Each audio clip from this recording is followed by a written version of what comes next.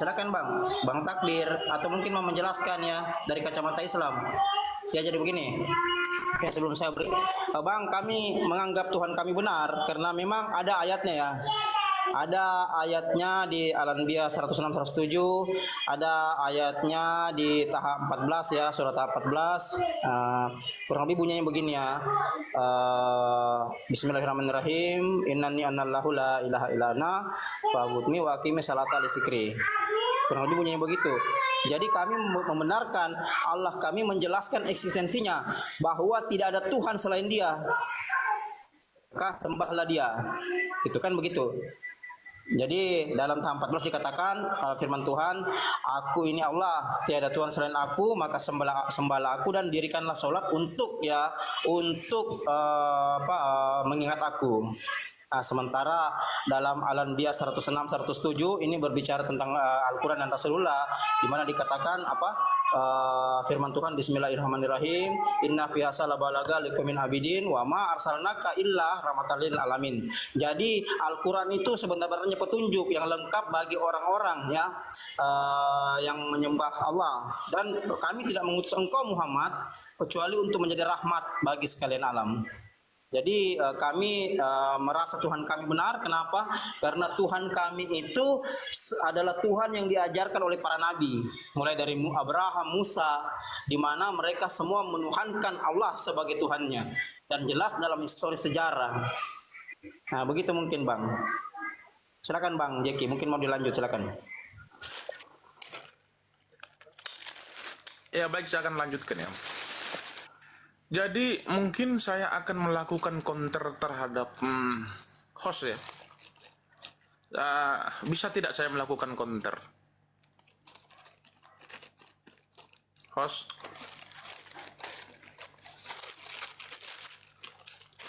Host? Jeki, silakan. Itu penjelasan saya dari sedikit. Mungkin Bang Jeki mau bantah. Iya. Karena sama-sama kita sudah menjelaskan ya. Ya. Silakan. Iya. Saya mendengar apa yang disampaikan oleh Bang Goto, bahwasan yang disampaikan barusan tadi itu bukanlah sebuah eksistensi daripada Allah Subhanahu wa taala. Nah, eksistensi itu artinya eksis.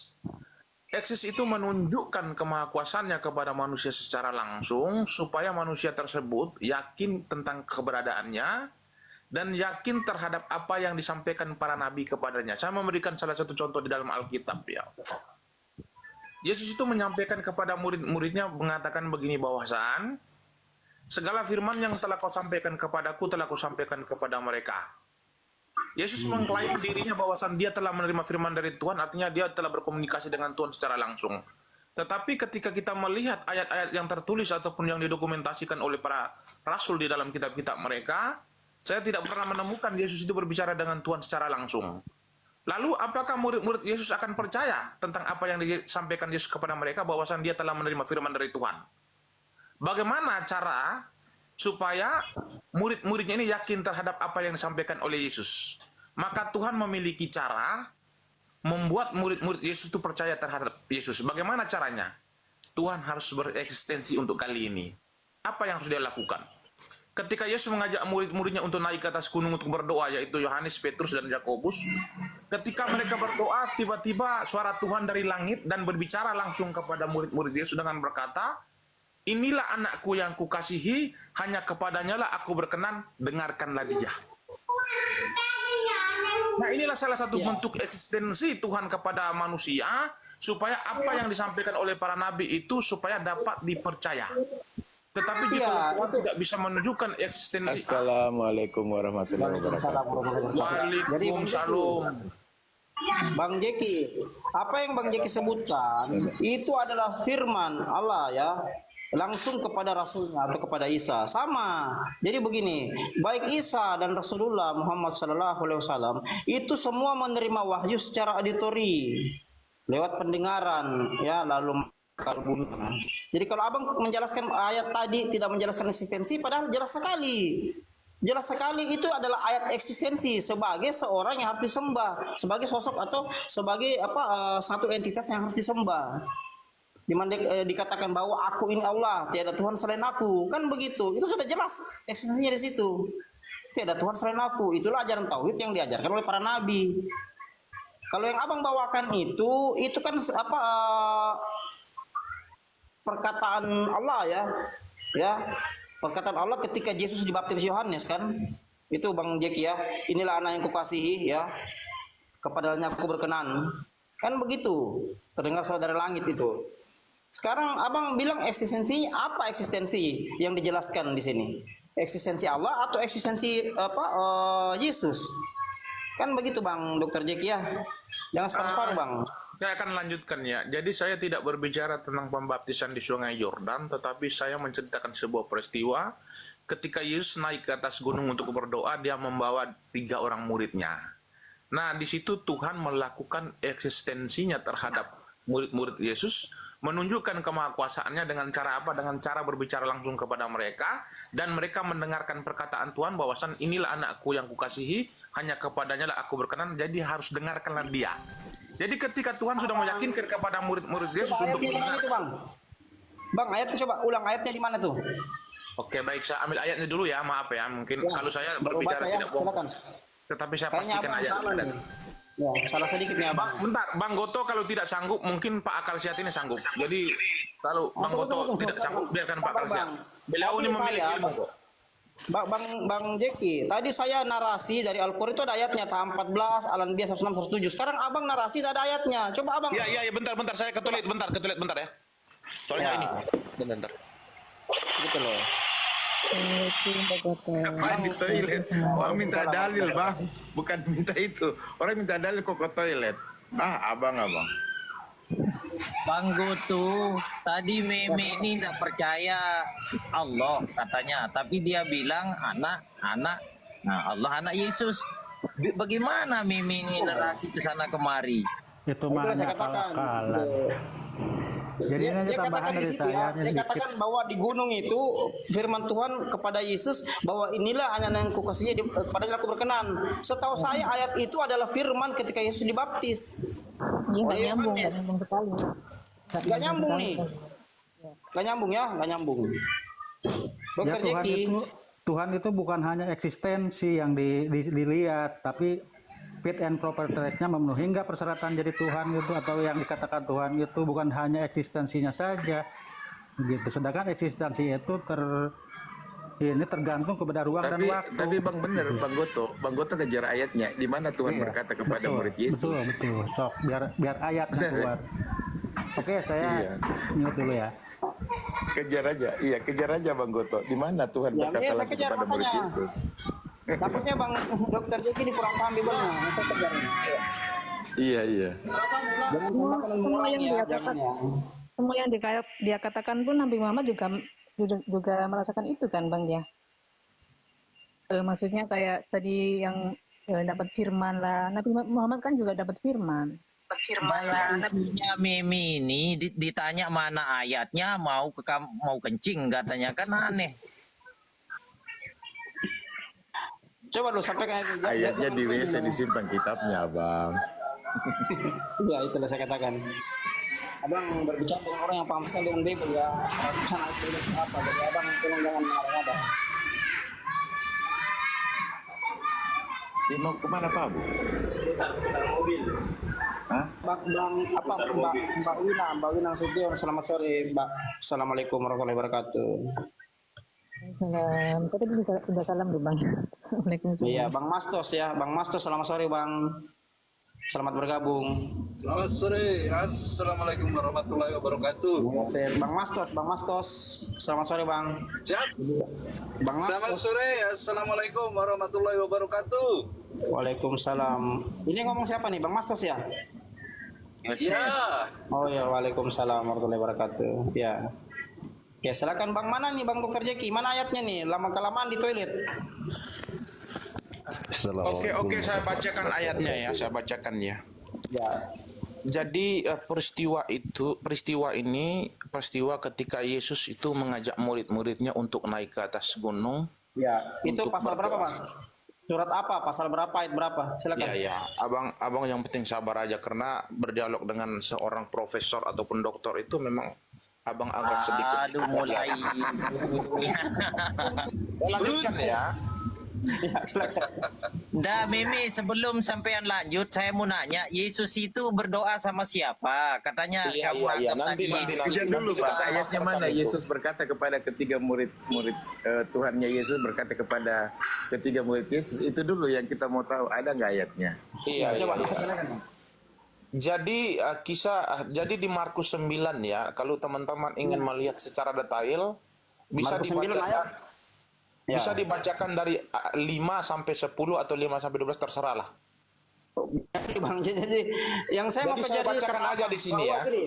Bang Jeki, yang saya mau kejar bahwa Abang Jeki katakan bahwa Allah berfirman bahwa inilah anak yang kukasihi, kepadanya aku berkenan. Itu yang saya kejar, kata Abang. Silakan Bang dibacakan. Iya. Silakan. Jadi ketika Yesus sedang berdoa, murid Yesus itu ada 3 orang, yaitu Petrus, Yohanes, dan Yakobus. Nah, ketika Yesus berdoa, terdengarlah suara dari langit yang mengatakan begini, maka datanglah awan menaungi mereka, dan dari dalam awan itu terdengar suara, inilah anak yang kukasihi, dengarkanlah dia. Ya, Jadi Tuhan- cocok Bang. Abang tadi salah katanya. Yang Abang tadi ucapkan itu pembaptisan Yohanes ke Yesus. Inilah anak yang kukasihi, Aduh, kepadanya aku host ini berkenan. ternyata Nah, Abang ngeyel salah host ini ucap. ya. Abang salah ucap tuh. Host ini Kan salah ucap ternyata, Abang ya. aduh. Abang tadi ucapkan apa tuh? Saya rekam loh. Abang tadi ucapkan bahwa Abang Iya. ucapkan inilah anak yang kukasihi, kepadanya aku berkenan. Itu ayat pembaptisan. Pada saat di bukit. Pada saat di bukit Bukan di katanya. bukit. Itu yang saya kejar. Yang Abang bilang tadi itu cocok sudah. Dengarkanlah dia. Inilah anak yang kukasihi, dengarkanlah dia. Itu cocok, baru cocok. Ya, makanya Abang jangan menambahkan dan mengurangi ayat Bible Bang loh. Ada hukumannya itu Bang. Jadi Bang Goto begini Bang Goto, kalau Bang Goto tidak sanggup, saya sudah katakan dari Maksudnya tadi, sanggup gimana? Akal Jangan sehat kenapa? ini Pak Budi Hasan beliau debat saya kan, loh. mumpuni dalam berdialog. Tunggu sabar. Karena Abang saya tahu salah beliau ini masalahnya. bahasan beliau ini mumpuni, tetapi kalau memang host memaksakan kehendak untuk berdialog dengan saya, nanti saya aduh gimana ya, kasihan teman-teman di bawah nanti yang muslim. Pak, Enggak, jangan masalahnya bolak-balik Abang ngomong, Pak. ini. Kalau Abang abang salah yang nggak ucap. sanggup, abang ngomong. Iya. Abang salah ucap loh, salah ucap ayat. Tuh. Itu berarti Abang tidak ilmiah karena Abang menyebutkan sesuatu yang salah, menampilkan narasi data yang salah. Udah suka-suka Kan begitu, host lah, aku ikut aja lah udah. Yang salah itu host. Abang. Ya silakan, siapa yang mau debat dengan Dokter Jeki silakan, Bang Akal Sehat, Bang Fasko siapa silakan. Bang Yosef silakan. Ayo lanjut. Silakan. Ayo silakan, saya mute ya. Iya. Memang Bang Meme memang ada ini Bang. Yang dimaksud Bang Goto tadi kan Abang juga yang menyampaikan pada saat ketiga murid Yesus mengikuti Yesus ke bukit, maka terdengarlah suara. Tapi dalilnya yang Abang baca itu pembaptisan. Itu yang maksud Bang Jadi Goto. sekarang bagaimana Pak Akal Sehat kita 2 ya? Boleh. Oke, berarti saya ulangi lagi narasi saya supaya Pak Akal Sehat bisa tahu ya. Boleh. Supaya iramanya itu tidak bertentangan. Nah, topik pembahasan tadi begini Pak Akal Sehat, bahwasan Tuhan yang benar menurut Islam dan Kristen. Jadi saya mengangkat sebuah narasi bahwasan standar Tuhan yang benar menurut Alkitab dan orang Kristen itu bahwasan Tuhan itu harus bisa bereksistensi. Nah, itu standarnya.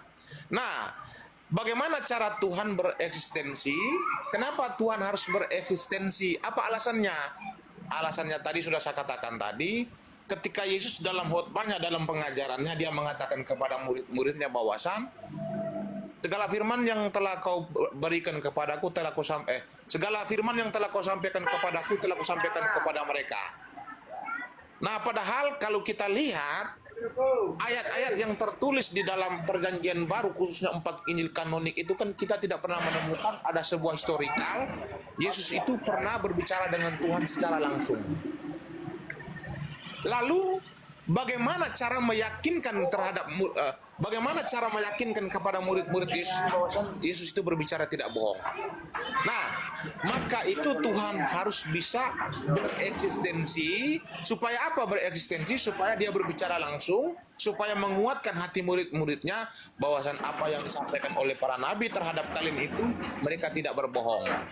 Makanya saya mengangkat sebuah peristiwa tadi, bahwasan Tuhan kami itu cara untuk meyakinkan murid-murid Yesus itu ataupun orang-orang Israel supaya mereka yakin tentang apa yang disampaikan Nabi kepada mereka. Bagaimana caranya? Caranya bereksistensi. Apa saja?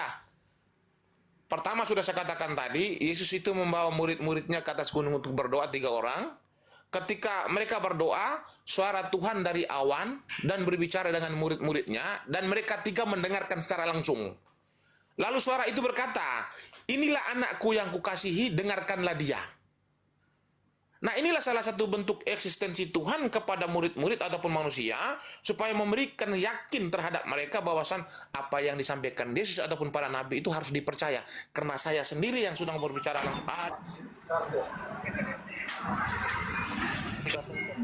walaupun tadi itu bisnis saya batu bara ya yang nelpon tadi, tapi saya lebih penting yang ini. Nah, Iya, baik, Oke. baik. Jadi Bang Meme. iya. Oke. Masih ada? Masih ada, mungkin silakan. Enggak, ini sudah selesai, tetapi saya ingin melakukan pertanyaan sedikit. Bukan, tunggu dulu, ditanggapin dulu supaya boleh, narasi boleh. itu Boleh, bisa silakan terbawa ditanggapi pada dulu. ranah kebenaran. Baik. Kalau Abang menyampaikan hal seperti itu, maka kata berakan, Bang. Apa? Berakan dengan Yohanes 5 ayat 37. Kalau Abang bernarasi seperti itu, coba buka Yohanes 5 ayat 37. Apa yang Oke. dikatakan di situ?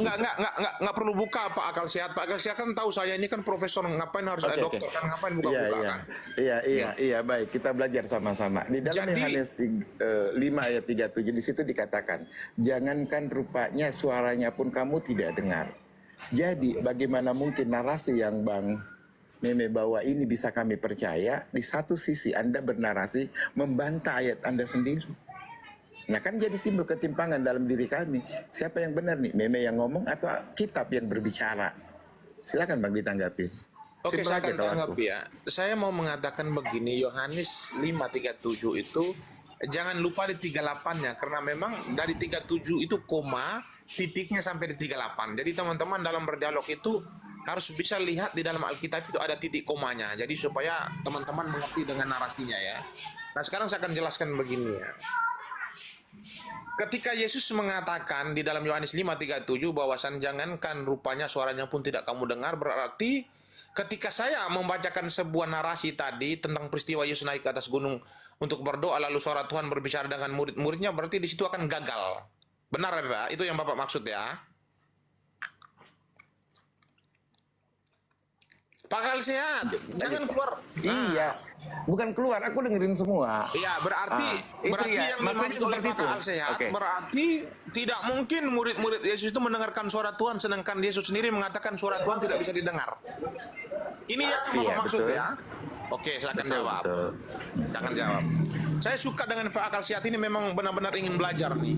Kita lanjutkan ya. Jadi Yesus itu ketika dia mengatakan suara Tuhan tidak bisa didengar itu, berarti dia akan kontradiksi dan dia akan menjadi paradoks dengan nabi-nabi sebelumnya. Kenapa saya katakan demikian? Karena memang di dalam historikal, di dalam perjanjian lama, Musa, Yesaya, Yeskiel, Daud, Salomo ataupun nabi-nabi yang lain itu, mereka berbicara dengan Tuhan itu secara langsung dan mereka mendengarkan suara Tuhan.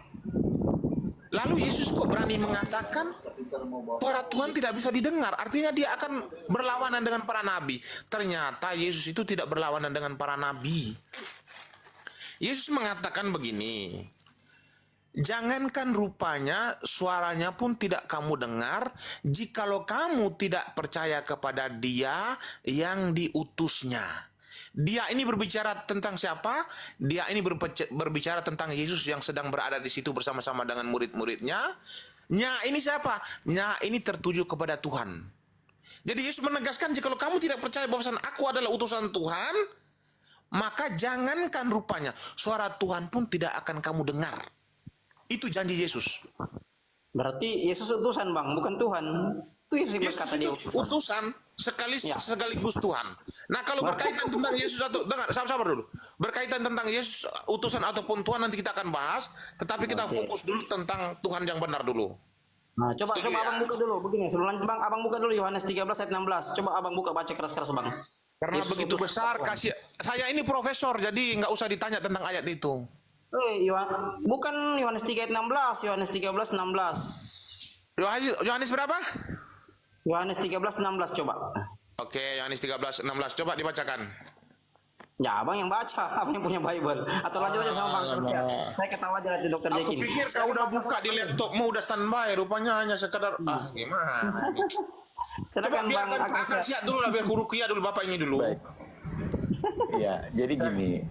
Jadi bukan Yesus kontradiksi, Bang. Justru Yesus membenarkan ucapan dia berdasarkan apa yang diteruskan dari ajaran Musa.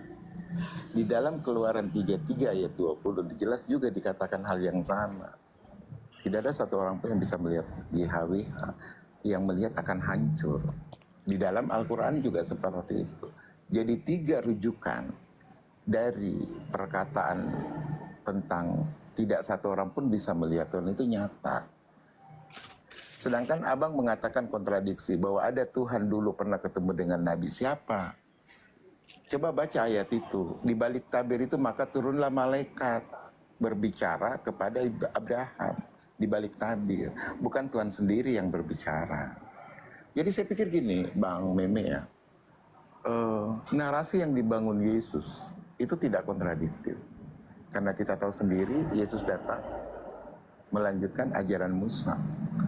Tidak mungkin Yesus yang melanjutkan ajaran Musa yang mana di dalam Taurat sendiri menyatakan hal yang sama bahwa Tuhan tidak bisa dilihat dan didengar, kok tiba-tiba harus Yesus bertentangan dengan dalil yang diteruskan itu. Gitu. Cuman konteks cara berpikir abang, kita kembali aja sih. Saya pikir apa yang abang sampaikan tidak terkorelasi dengan dalil. Kita kembali, Tuhan yang benar seperti apa sih? Kita dudukkan, siapa sih Tuhan yang kita mau diskusikan ini? Iya kan? Di dalam Al-Quran kami, keimanan orang Muslim, jelas banget. Surat Taha 14, Inani ana Allah, aku adalah Tuhanmu. Ya, sembahlah aku karena sholat untuk mengingat aku. Di dalam kitab Taurat sendiri, setiap Tuhan itu menyatakan dirinya. Di dalam Taurat dikatakan, aku adalah Allah yang pencemburu. Tidak ada ilah-ilah lain di hadapanmu. Nah, sekarang mari kita merujuk kepada kitab Abang. Apakah di dalam kitab Abang ada hal seperti yang saya bacakan di dalam Taurat dan ada hal seperti yang saya bacakan di dalam Al-Quran yang mana Tuhannya menyatakan dirinya?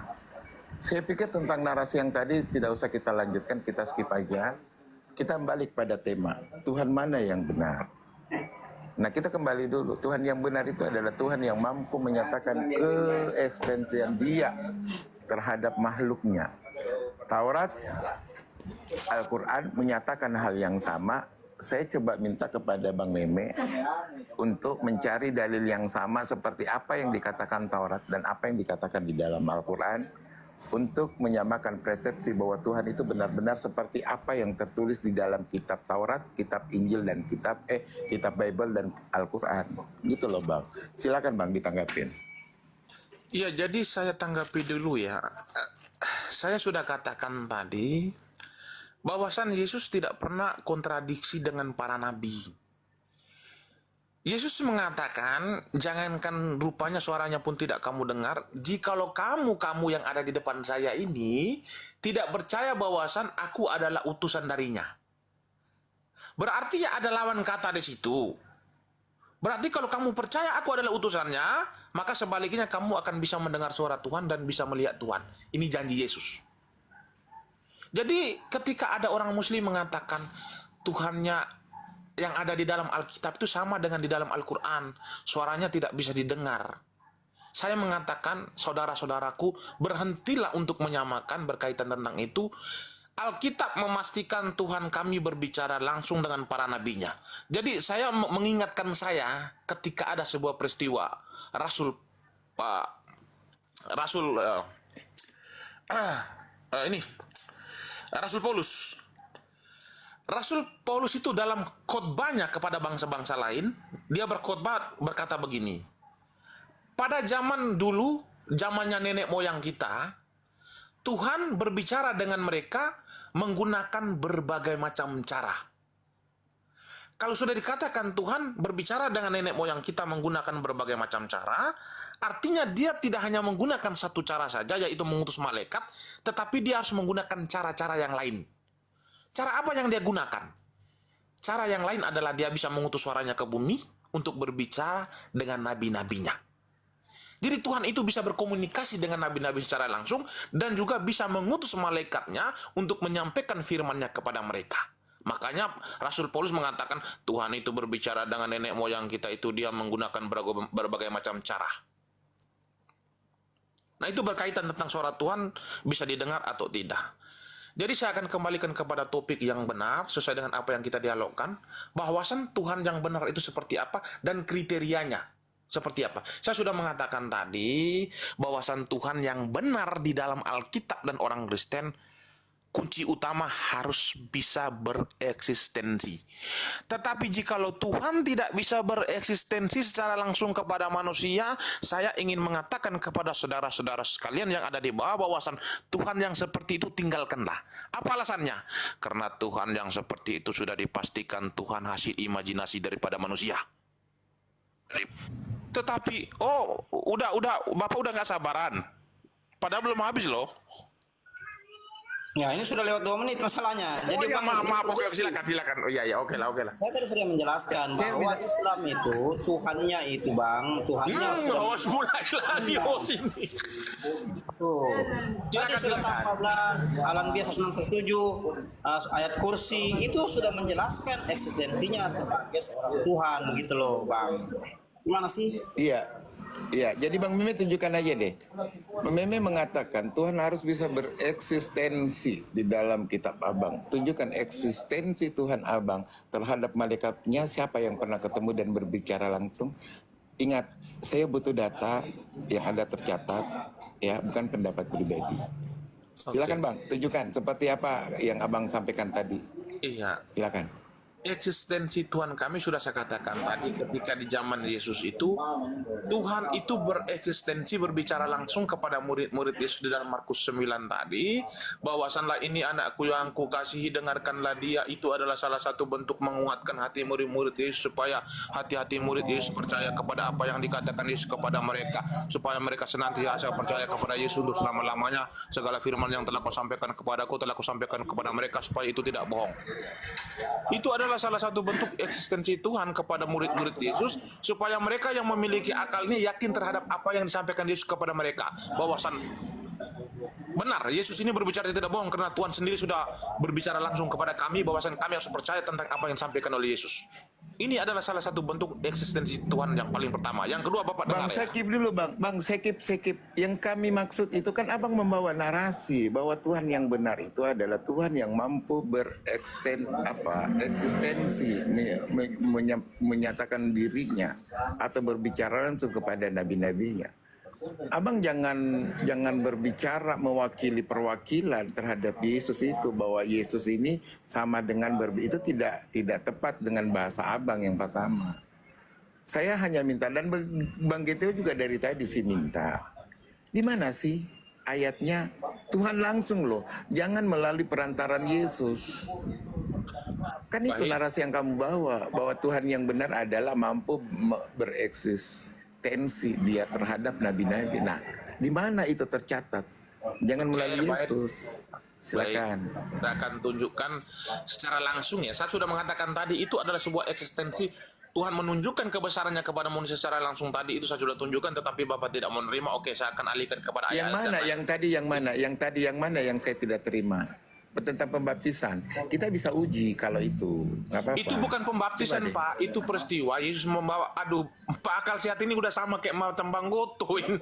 Bukan, karena ayat itu Pak hanya berbunyi pada saat pembaptisan, tidak berbunyi di ayat lain. Enggak, peristiwa tentang Tuhan berbicara kepada murid-murid Yesus itu ada 2 peristiwa. Peristiwa pertama itu terjadi ketika Yesus dibaptis. Dengar dulu Pak, dengar. Nah, Iya. Peristiwa pertama itu ketika Yesus dibaptis itu didengar hanya oleh Rasul Yohanes. Tetapi peristiwa yang kedua ketika Yesus mengajak murid-muridnya untuk berdoa di atas gunung, itu muridnya 3 orang yang mendengarkan secara langsung. Jadi ada 2 peristiwa. Jadi Bapak jangan Di ayat mana itu? Di ayat mana, Bang? Biar aku cek.